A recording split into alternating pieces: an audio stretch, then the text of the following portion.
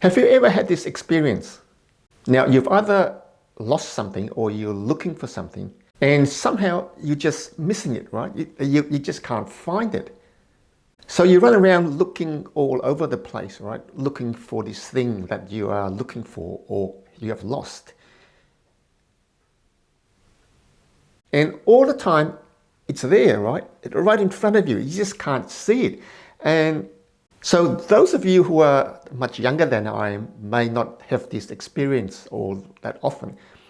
But as you get older, like I am, these things seem to happen all the time. You just can't see what's in front of you, and it's in plain sight. And it's so funny that life just hides the main game away from you. And you're forced to go and visit all these sideshows before ultimately you go, wait, it was there right in front of me. And at the roofing portal, we go through this very, very often when we go looking for the causes of leaks.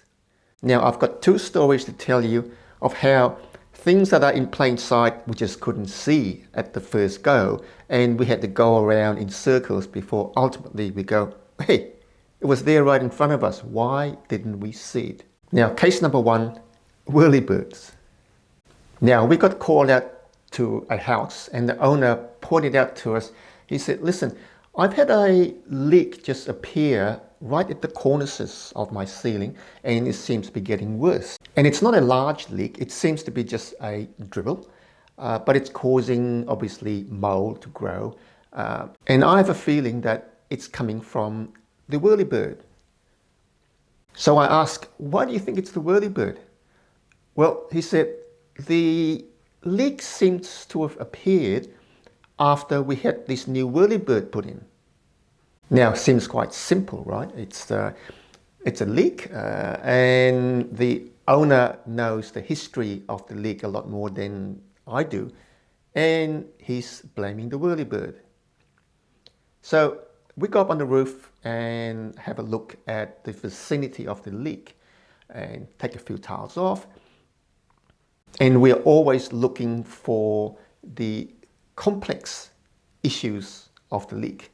Not the simple one, but the complex ones. Because we know that very often it's not the simple one. So we see the whirlybird, it's a brand new whirlybird. And that whirlybird shouldn't leak. It's in the right position. It seems to be installed properly. So we go, I don't think it's a whirlybird. So we take tiles off so we can see whether the ridge capping's leaking or there's a tile that is faulty. And we're lucky in this instance because this roof's got no sarking. So when you take the tiles off, you can spot exactly where the leak is. It is immediately below where it's coming in. And when we have a good look, it's in fact coming in right below the whirlybird. So the owner's quite correct in saying the whirlybird's leaking. So the next step is you take the tiles off where the whirlybird is to see what's wrong with the whirlybird. It's a brand new whirlybird, and whirlybirds, somehow they don't leak around the vanes. I don't quite know how, but the water doesn't go in at the vanes. We can remove that as the source of the leak. So we look at the base of the whirlybird and we see a couple of things.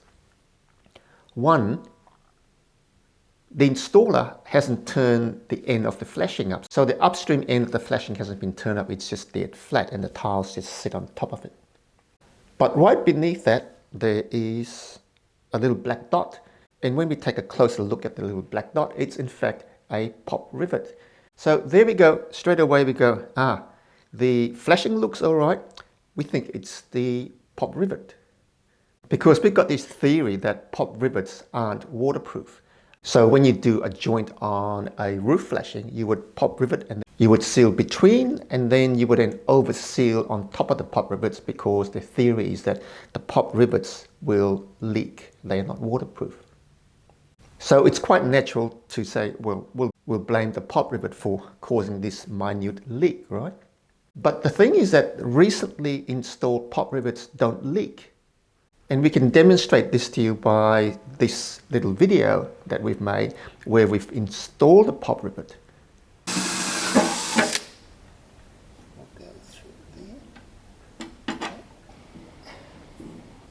And there's no silicone anywhere, and we can show that the freshly installed pop rivet just doesn't leak.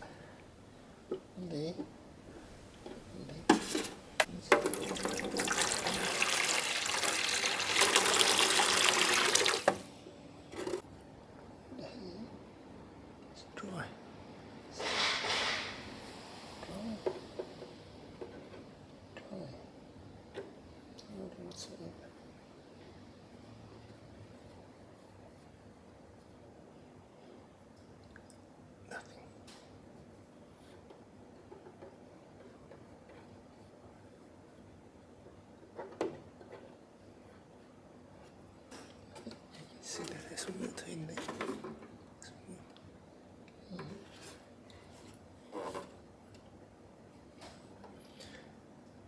It stays dry. Now, you may argue that after a while, after a few years, when there's a bit of movement, the pop rivet will in fact leak, but a freshly installed pop rivet just doesn't leak. So back to the Whirlybird, we were quite incorrect in thinking that the cause of the leak was the pop rivet. But anyway, what we did was we sealed the pop rivet, and the other thing we did with this Whirlybird was to turn the flashing up on the upstream edge so that there's a turn up. So we did those two things, put the tiles back, and we said to ourselves, the leak is fixed.